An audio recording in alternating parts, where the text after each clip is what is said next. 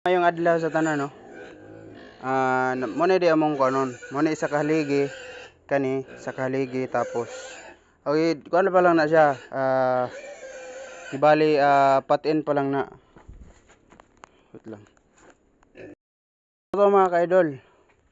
Mo tong isa ka poste, duha ka haligi then kung ako pang kuan diha, ug dire nga side akong kuan, ako pang alihan.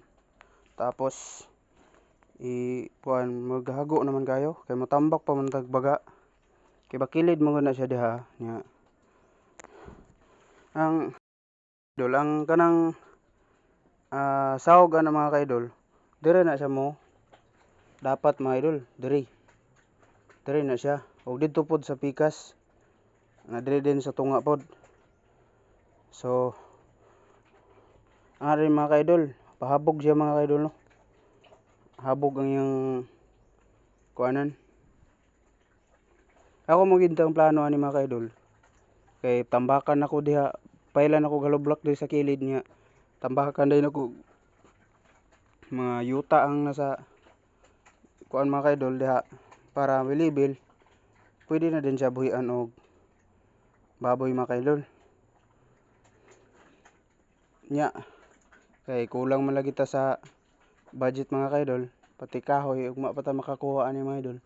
Nya kulang tas materialis di kuha na lang ato na lang ni siya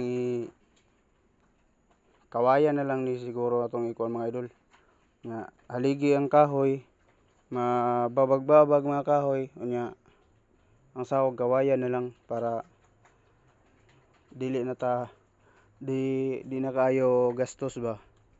So moro to mga kaidol, update lang ta ugma para kuan.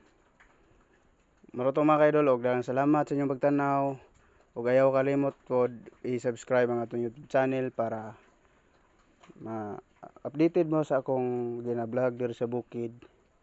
Nya so mayong usa sa tanan, mayong adlaw og unta dili mo mabag-o mga kaidol. Og maayong hapon og usab sa inyong tanan. God bless mga kaidol. Og